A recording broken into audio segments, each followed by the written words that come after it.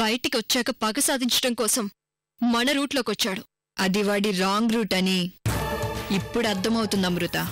Wrong route కాదు శర్వాణి, వాడి death route. అవును, చావును వెతుక్కుంటూ నీ దగ్గరకొచ్చాడు అమృత. వికాస్, నీకు అమృత ప్లాన్ పూర్తిగా తెలీదు. రేపు నిశ్చితార్థం రోజే తను ఏదో పెద్ద ప్లాన్ చేసుంటుంది. అంకుల్, అదెన్ని ప్లాన్లు వేసినా నన్ను వికాస్ అని మాత్రం ప్రూవ్ చేయలేదు. పిచ్చోడా, ఆల్రెడీ ప్రూఫ్స్ అని ఆ సర్వాన్ని సంపాదించింది తెలుసా?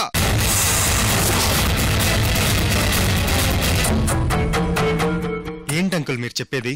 అవును, జైలు నుంచి నేను ఎస్కేప్ చేసిన ప్లాన్ మొత్తం సర్వానికి తెలిసిపోయింది తెలుసా వికాస్?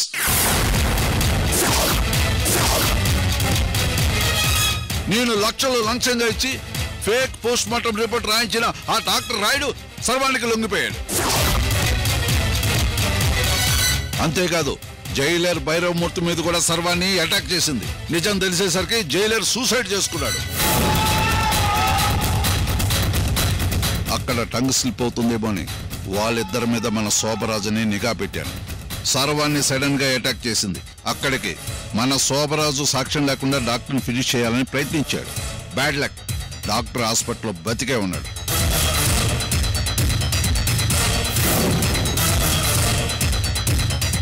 అంకుల్, ఇవన్నీ ఎవరు చేశారు, ఎలా చేశారు? బొబ్బర్లంక నుంచి అమృత డైరెక్షన్ చేస్తుంది. సర్వాణి ఇన్వెస్టిగేషన్ మొదలుపెట్టింది.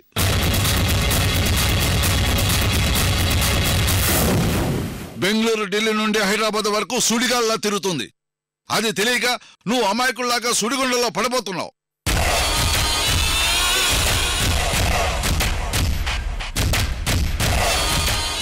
అమృత నిన్ను వికాస్గా ప్రూవ్ చేస్తుందో లేదో పక్క పెట్టు, కానీ నిశ్చితార్థం రోజు ఖచ్చితంగా నేను ఏదో ఒకటి చేయాలని ప్లాన్ చేస్తుంది.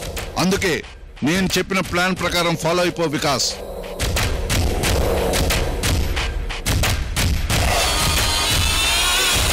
హలో హలో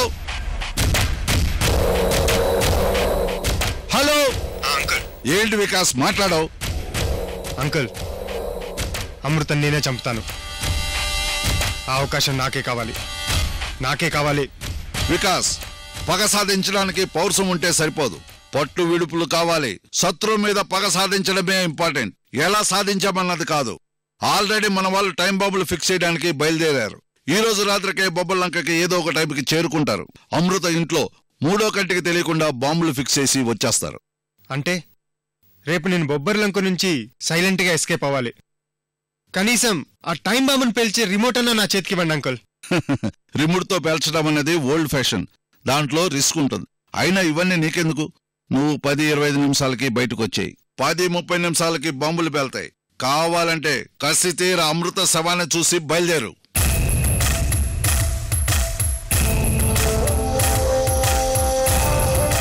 అది కాదంకుల్. వికాస్, బొబ్బర్లంక నుంచి ఎస్కేప్ అవడం తప్ప వేరే మార్గమే లేదు. మొండిగా వెళ్లి ప్రాణాల మీదే తెచ్చుకో. దయచేసి ఒక్కసారి నా మాట వినవయ్యా.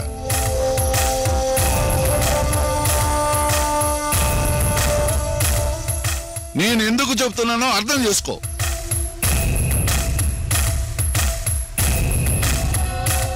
తెల్లారిలోపు ఆ సర్వాణితో అమృత నేను అరెస్ట్ చేయడానికి ప్రయత్నిస్తూ ఉంటుంది. అవసరమైతే నీ ప్రాణాలు తీయడానికి కూడా వెనకాడదయ్యా. నువ్వు నీ పగ గురించి ఆలోచిస్తుంటే అమృత తన పగ గురించి ఆలోచిస్తుంది. కాబట్టి రాత్రి ప్రశాంతంగా పడుకో.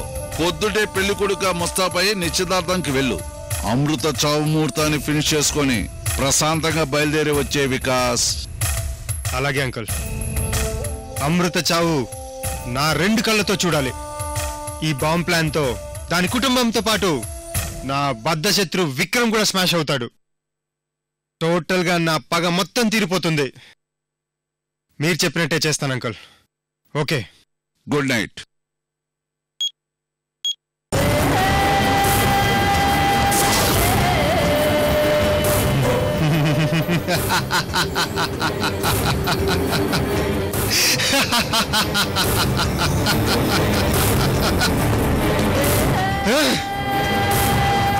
అమృత అమృత అమృత, రేపు 10:30 బొబ్బర్లంకలో బూమ్ బూమ్ బూమ్. మీ మీ అందరి మరణ మృదంగం అది చూసి అప్పుడు అప్పుడు బయలుదేరతా.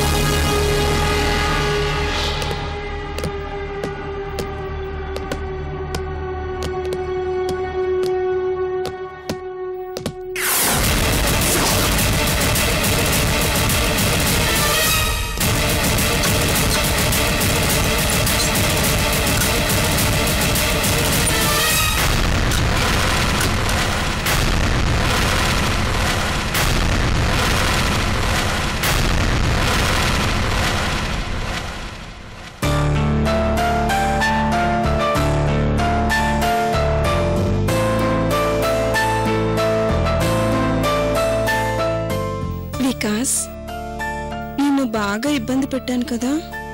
ఏం చేయను, నీ భార్య రేణుకకి నువ్వు బ్రతుకున్నావని తెలిసిపోయి ఇంటికొచ్చింది. అందుకే నిన్ను డిస్టర్బ్ చేసి షిఫ్ట్ చేయాల్సి వచ్చింది. ఇక నువ్వు స్పృహలోకి వచ్చేంత వరకు ఎలాంటి డిస్టర్బెన్స్ లేకుండా చూసుకుంటాను, సరేనా? Good night.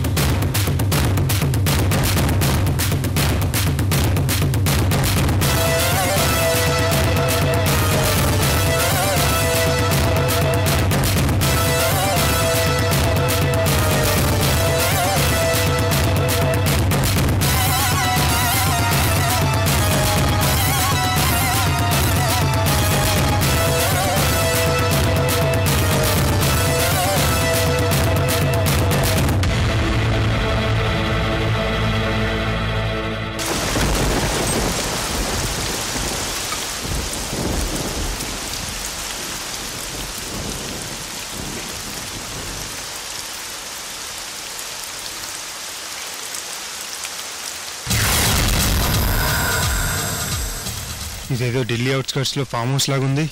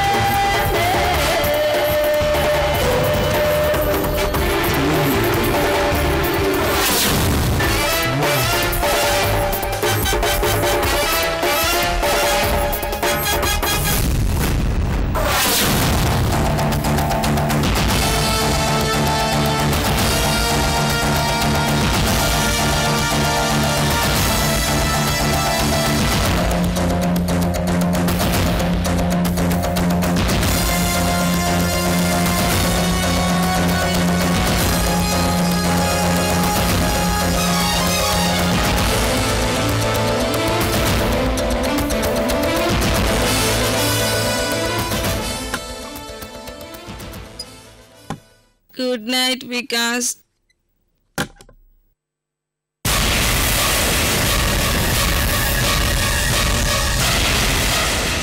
వికాస్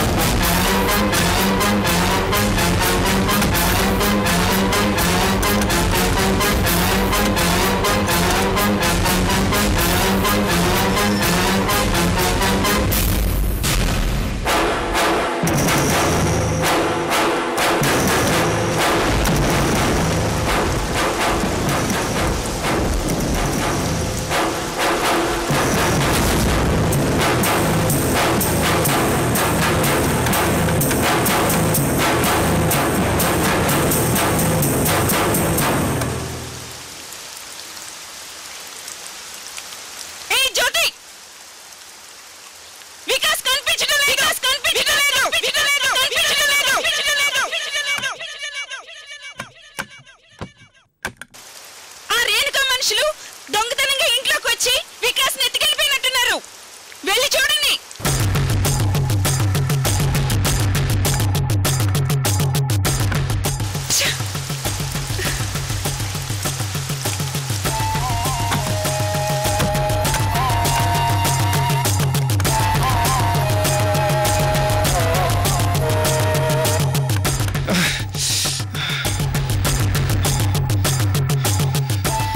బయట లాక్ చేసినట్టున్నారు. ఇప్పుడు ఏం చేయాలి?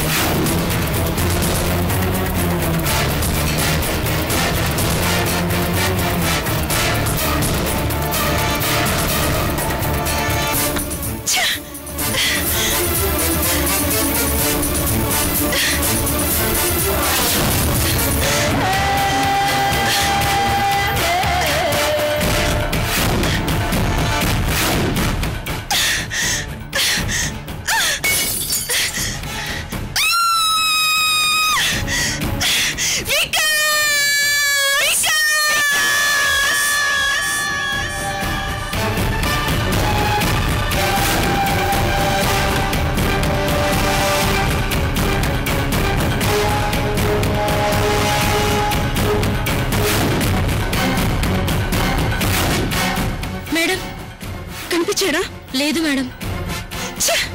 వికాస్ గారు ఒకవేళ స్పృహలోకి వచ్చారేమో. స్పృహలోకి వచ్చాడంటావా? వస్తే ఎక్కడికి వెళ్తాడు? నాతో మాట్లాడతాడు కదా. ఖచ్చితంగా రేణుక మనుషులు పంపించే ఉంటుంది. వెళ్ళి వెతకండి. అలాగే మేడం.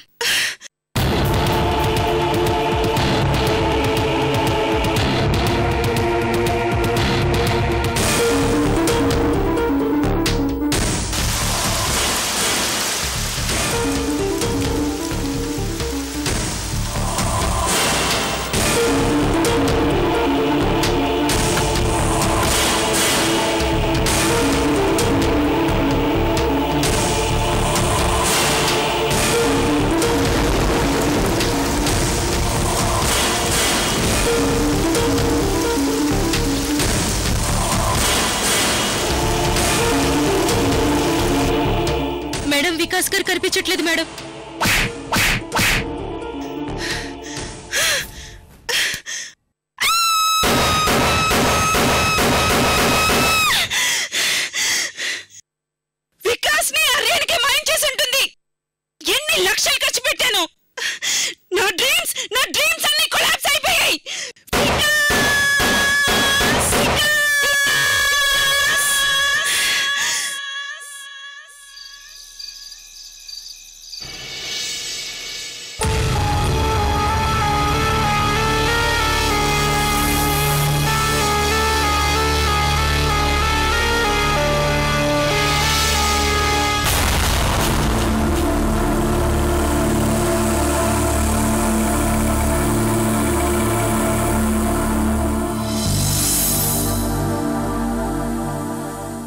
అంకుల్? అమృత, నీకోసమే చూస్తున్నానమ్మా. చెప్పండి అంకుల్. నువ్వు వాడుతున్న ఈ నిశ్చితార్థం నాటకాంతం క్లైమాక్స్కి వచ్చిందమ్మా.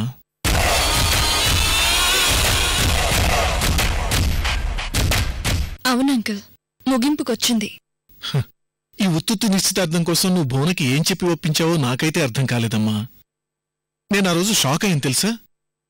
సరే, ఆ విషయం వదిలేసి ఇప్పుడు ఏం చేయబోతున్నావమ్మా?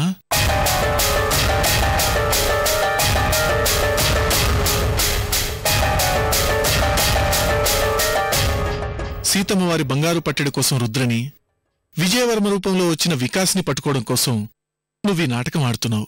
కాని రేపు నిజంగా నిశ్చితార్థం జరుగుతుంది. మావయ్యగారి తరఫున వారి బంధువులు, స్నేహితులు చాలామంది వస్తారు. రేపిదంతా అబద్ధమని బయటపెడితే మావయ్యగారు ఎలా రిసీవ్ చేసుకుంటారేమోనని భయంగా ఉందమ్మా. నిజమే అంకుల్. మీ అమ్మా నాన్న ఉన్నారు, అటువైపు నిర్మలా వాళ్ళు ఉన్నారు. వాళ్ళందర్నీ నువ్వు ఫోన్ చేసి పిలిపించి మరీ ఈ నాటకం ఆడిస్తున్నావు.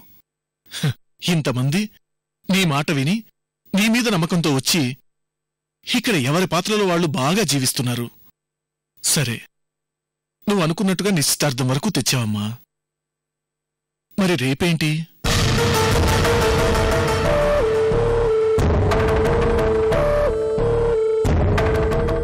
నీ మనసులో ఏముందో చెప్పమ్మా.